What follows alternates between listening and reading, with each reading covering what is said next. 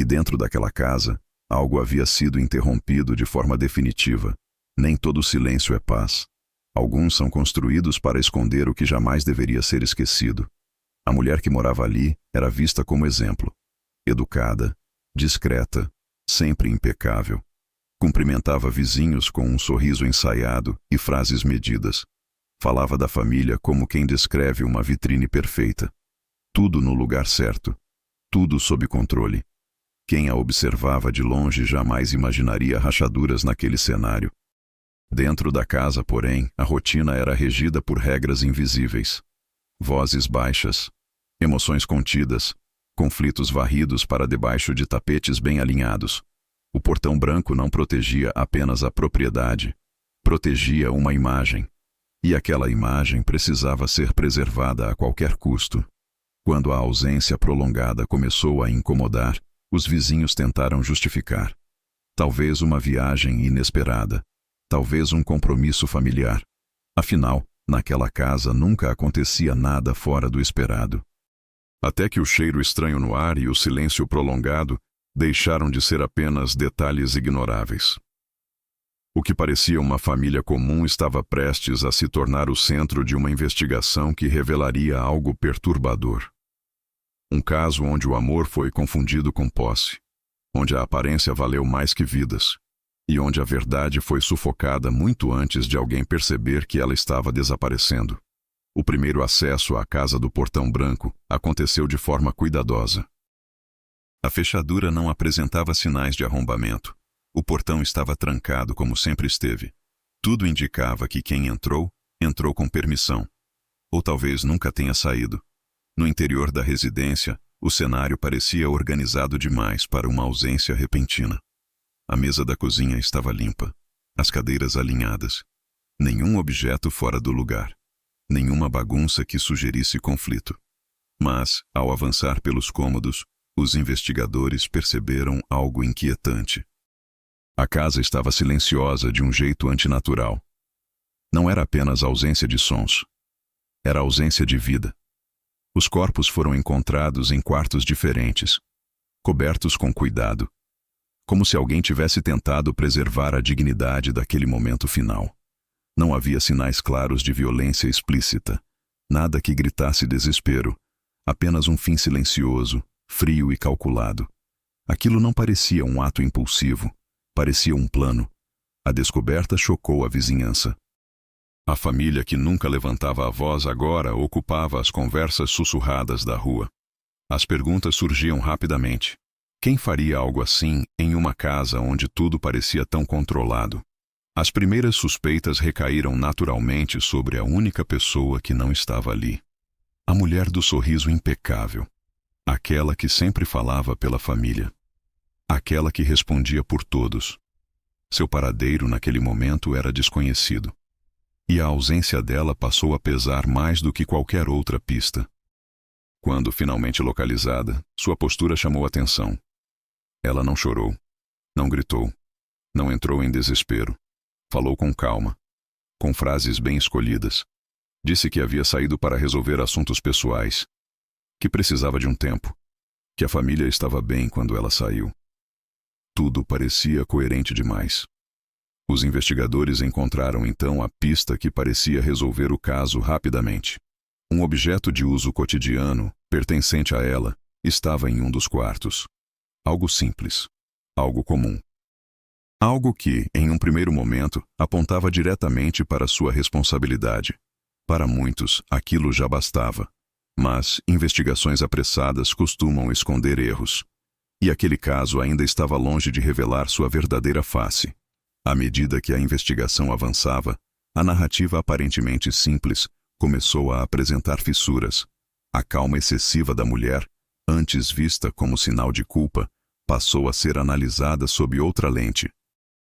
Alguns investigadores se perguntavam se aquela postura não era apenas o reflexo de alguém acostumado a controlar emoções para sobreviver dentro de uma casa onde sentimentos nunca tiveram espaço.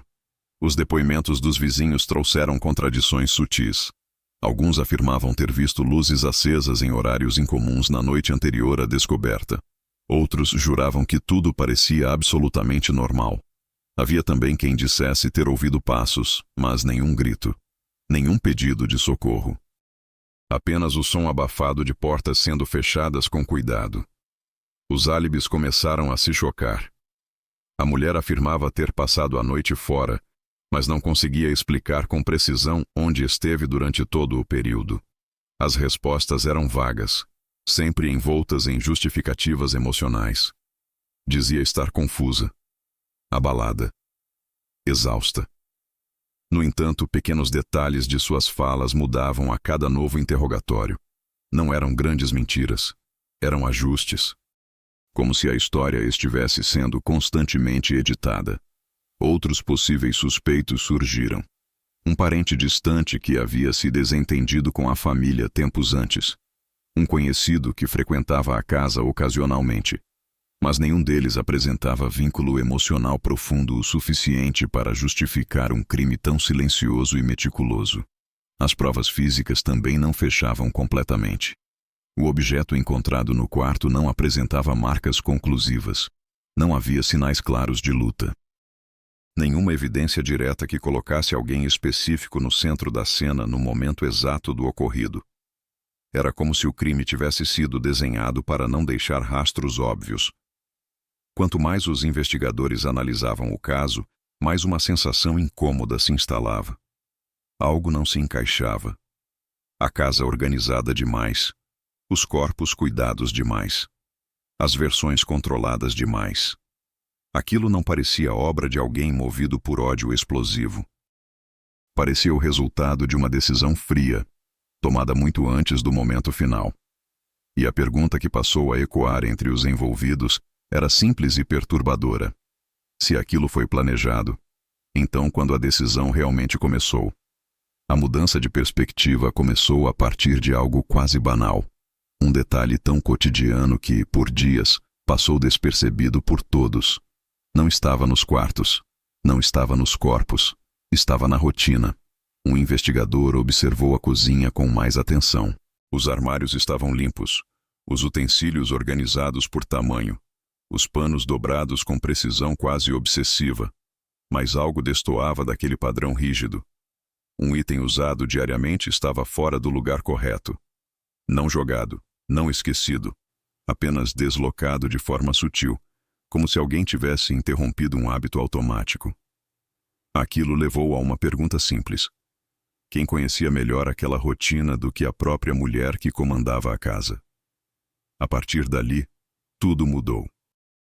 Os investigadores revisitaram cada depoimento sob a ótica do controle. As pausas calculadas, as palavras escolhidas, a ausência completa de espontaneidade. Não era choque, era ensaio. Cada frase parecia treinada para sustentar uma imagem. A imagem da mulher equilibrada, da mãe dedicada, da esposa exemplar. A grande revelação não veio em forma de confissão imediata. Veio como um colapso interno. Confrontada com os detalhes do cotidiano que só ela poderia reconhecer, a mulher começou a se contradizer em aspectos mínimos. Corrigiu investigadores antes mesmo de ser questionada. Antecipou informações que ninguém havia mencionado. Demonstrou conhecimento demais sobre um silêncio que dizia não entender. Foi então que a motivação emergiu com clareza brutal. Ela não agiu por ódio repentino, agiu por medo de exposição. A família estava prestes a romper a imagem perfeita que ela construiu por anos. Conflitos internos, segredos íntimos, decisões que poderiam manchar o nome que ela protegia com obsessão. Naquela casa, amar significava controlar. E quando o controle ameaçou ruir, ela escolheu o silêncio definitivo. A frase que marcou o relatório final não falava de culpa, falava de escolha. Algumas pessoas não cometem crimes para destruir. Cometem para manter intacta a ilusão de quem acreditam ser. A prisão aconteceu sem espetáculo. Não houve resistência. Não houve gritos. A mulher apenas ouviu a decisão ser comunicada e assentiu lentamente, como quem já esperava por aquele desfecho. Vestia roupas neutras. O rosto permanecia sereno. Para muitos, aquela calma era mais perturbadora do que qualquer tentativa de fuga. Durante o processo judicial, A narrativa construída por anos começou a ruir em público. Testemunhas relataram o ambiente emocional da casa, a rigidez, o medo constante de errar, a necessidade de parecer perfeito para o mundo exterior. Aos poucos ficou claro que o controle não era apenas um traço de personalidade. Era uma estrutura de poder silenciosa, mantida à custa da liberdade emocional dos outros. No julgamento, a defesa tentou sustentar a imagem de colapso psicológico. Alegou pressão, medo, um surto diante da possibilidade de exposição. Mas a acusação foi precisa ao demonstrar que nada foi impulsivo. Cada detalhe indicava planejamento, preparação emocional, antecipação de consequências. O crime não nasceu no momento final. Ele foi amadurecido em silêncio ao longo de muito tempo. A condenação foi severa, não apenas pela perda de vidas, mas pela motivação. O tribunal deixou claro que preservar uma imagem social jamais poderia justificar a destruição de uma família inteira. A sentença ecoou como um encerramento definitivo para a mulher que construiu sua identidade em torno da aparência. As consequências se espalharam para além das paredes da casa do Portão Branco. A vizinhança passou a conviver com culpa coletiva. Muitos se perguntavam como não perceberam, como aceitaram o silêncio como sinal de paz. A casa, antes símbolo de ordem, tornou-se um lembrete constante de que normalidade excessiva também pode ser um alerta. No fim, restou uma rua mais vazia, um portão que nunca mais foi pintado. E a certeza amarga de que, às vezes, o maior perigo não está no caos visível, mas na perfeição cuidadosamente encenada. O caso da Casa do Portão Branco não termina com a condenação. Ele continua ecoando nas perguntas que permanecem sem resposta dentro de quem escuta essa história. Porque, mais do que um crime, ele expõe um tipo de silêncio que muitas vezes é confundido com estabilidade. Um silêncio que sufoca lentamente até que não reste alternativa visível. Quantas vezes a necessidade de parecer perfeito pode se transformar em uma prisão emocional para quem vive dentro daquela imagem? Em que momento o medo do julgamento externo passa a valer mais do que a vida de quem está ao lado? Se ninguém ouviu pedidos de ajuda, a pergunta que fica é desconfortável. Eles nunca existiram ou foram ignorados por parecerem pequenos demais. E até que ponto o controle pode ser confundido com cuidado sem que alguém perceba que o limite já foi ultrapassado? Histórias como essa nos obrigam a olhar com mais atenção para aquilo que não faz barulho, para casas organizadas demais, para relações onde tudo parece sempre sob controle. Nem todo lar silencioso é um lar seguro. Agora queremos saber a sua visão. Você acredita que a obsessão por aparência pode apagar completamente o senso moral de uma pessoa? Ou esse tipo de decisão extrema só acontece quando o silêncio já destruiu tudo por dentro? Deixe sua teoria nos comentários. Inscreva-se no canal. Ative o sininho. Novos casos do Arquivo do Crime Real todas as segundas e quintas, às 15h30.